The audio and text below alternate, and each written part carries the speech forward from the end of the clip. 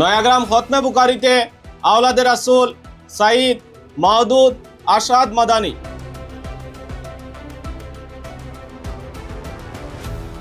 তিনি মহানবী হযরত মুহাম্মদ সাল্লাল্লাহু আলাইহি ওয়াসাল্লামের বংশধর অর্থাৎ আওলাদে রাসূল হিসেবে পরিচিত।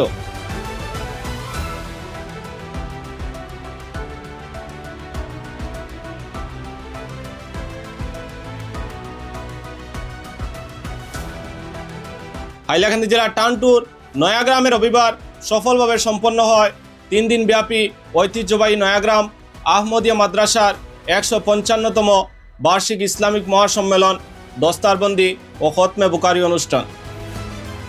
এই মহতী ধর্মীয় অনুষ্ঠানে প্রধান অতিথি হিসেবে উপস্থিত ছিলেন আওলাদে রাসূল সাইদ মাওদুদ আরশাদ মাদানী। সম্মানিত অতিথি হিসেবে উপস্থিত ছিলেন জেলা জমিয়তের সভাপতি ও দারুল উলুম বাঁশকান্দি মাদ্রাসার শাইখুল হাদিস মাওলানা হাফিজ আলিমউদ্দিন সাহেব। এছাড়া উপস্থিত ছিলেন টানটুর পীরজাদা মাওলানা আব্দুল বাসিত চৌধুরী সাহেব। বরাক উপত্যকা সহ উত্তর পূর্ব ভারতের বিভিন্ন প্রান্ত থেকে আগত উলামায়ে কেরামরা এই ধর্মীয় সমাবেশে অংশগ্রহণ করেন। উপস্থিত উলামায়ে কেরাম কুরআন ও হাদিসের আলোকে গুরুত্বপূর্ণ বয়ান পেশ করে দিন ও দুনিয়ার ভারসাম্যপূর্ণ শিক্ষার গুরুত্ব তুলে ধরেন। অনুষ্ঠানে আরও উপস্থিত ছিলেন স্থানীয় বিধায়ক সুজামউদ্দিন লস্কর, আরএসএস নেতা ও স্থানীয় এপি সদস্য প্রান্তদীপ নাথ, এসএস কলেজের প্রাক্তন অধ্যক্ষ অধ্যাপক হিলাল উদ্দিন লস্কর, বিশিষ্ট সমাজসেবী ও সদ্য প্রাক্তন আমসুর সভাপতি রেজাউল করিম সরকারও। এই সকল বিশিষ্ট ব্যক্তিত্বকে পীরে তরিকত হজরত মাওলানা আব্দুল আজিজ চৌধুরী রহমতুল্লাহ আলাইহির স্মরণে প্রবর্তিত মেমোরিয়াল অ্যাওয়ার্ড প্রদান করে সম্মানিত করা হয়।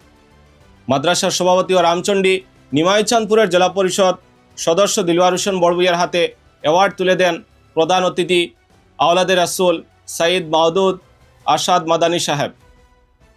এদিন প্রধান অতিথি নিজ হাতে মাদ্রাসার কুরআনে হাফেজদের পাগড়ি পরিয়ে দেন এবং তাদের উজ্জ্বল ভবিষ্যৎ কামনা করে বিশেষ দোয়া করেন। অনুষ্ঠানে স্থানীয় বিধায়ক সুজামউদ্দিন লস্কর মাদ্রাসার উন্নয়নের জন্য নগদ 50,000 টাকা প্রদান করেন এবং ভবিষ্যতেও প্রয়োজনীয় সহযোগিতা করবেন বলে আশ্বাস দেন। এদিকে বিশিষ্ট সমাজসেবী রেজাউল করিম সরকার তার বক্তব্যে বলেন, ইতিহাসে একসময় মাদ্রাসাগুলো ধর্মীয় শিক্ষার পাশাপাশি জ্ঞান চর্চার গুরুত্বপূর্ণ কেন্দ্র ছিল। বর্তমানে মাদ্রাসার অনেক পড়ুয়া পরবর্তীতে অন্যান্য শিক্ষা প্রতিষ্ঠানে পড়াশোনা করে ডাক্তার ও ইঞ্জিনিয়ার হচ্ছেন। তবে মাদ্রাসা ভিত্তিক শিক্ষা ব্যবস্থার মধ্যেই এখনও সেই পরিকাঠামো গড়ে ওঠেনি, যার মাধ্যমে পরিকল্পিতভাবে আইপিএস, ডাক্তার বা ইঞ্জিনিয়ার তৈরি করা সম্ভব। আমরা নিজেরাই মাদ্রাসা শিক্ষাকে অবহেলিত না করে এর মানোন্নয়নে সক্রিয় ভূমিকা নেওয়া জরুরি বলেন তিনি। বয়ানে মাহফিলের প্রধান অতিথি সাইদ মাওদুদ আরশাদ মাদানী বর্তমান বিশ্ব পরিস্থিতির প্রসঙ্গ টেনে ফিলিস্তিনের কথা উল্লেখ করেন। তিনি বলেন, চরম ধ্বংসযজ্ঞ ও নির্যাতনের মধ্যেও সেখানকার মানুষ ঈমান ও নামাজ আঁকড়ে ধরে রেখেছেন, কারণ তারা আল্লাহর নির্দেশ ও প্রতিশ্রুতির উপর পূর্ণ বিশ্বাস রাখে। তিনি মাদ্রাসা শিক্ষার গুরুত্ব তুলে ধরে বলেন, দুনিয়ার শিক্ষা মানুষকে ডাক্তার বা ইঞ্জিনিয়ার বানাতে পারে, যার উপকার সীমিত সময়ের জন্য, কিন্তু মাদ্রাসা শিক্ষা মানুষের নৈতিকতা ও চরিত্র গঠনে গুরুত্বপূর্ণ ভূমিকা পালন করে এবং দুনিয়া ও আখিরাত উভয় জীবনের জন্য দিক নির্দেশনা দেয়। একই সঙ্গে তিনি বলেন, দুনিয়ার শিক্ষাও জরুরি, তবে একজন মুসলিম হিসেবে ইসলামী শিক্ষার সঙ্গে তার সমন্বয় অত্যন্ত প্রয়োজন। বয়ান শেষে তিনি সমগ্র বিশ্বের মুসলিম উম্মাহর জন্য বিশেষ দোয়া করেন এবং মুসলমানদের উপর নেমে আসা সকল সংকট ও দুর্ভোগ থেকে মুক্তির জন্য আল্লাহর সাহায্য কামনা করেন।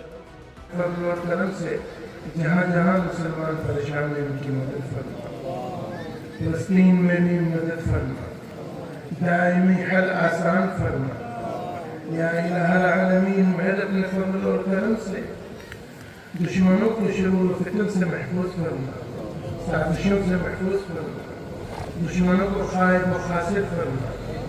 या इलाहल आलमीन मेरे अपने फज़ल और करम से जुमला मसाइब को, परेशानियों को दूर फरमा। या अल्लाह, हमें जो लोग बीमार हैं उनको शिफा अता फरमा, जो लोग मक़रूज़ हैं उनके कर्ज़ों की अदायगी के इंतज़ामात फरमा, जिनको नाजायज़ मुक़दमात में परेशान किया जा रहा है, या अल्लाह उनकी मदद फरमा। या इलाहल आलमीन मेरे अपने फज़ल और करम से हमारे जो इस दुनिया से चले गए उन सब की मग़फ़िरत फरमा, उनके दर्जात खैर को बुलंद फरमा। या अल्लाह मेरे अपने फज़ल और करम से इस मदरसे मदरसे को तरक्की हासिल फरमाए, इसको इसकी जो काम होने अल्लाह ने आसानियाँ फरमाए, इसको अपने दीन की खिदमत के लिए कबूल फरमाए, इलाकों में दीन के फैलने का सबब बना।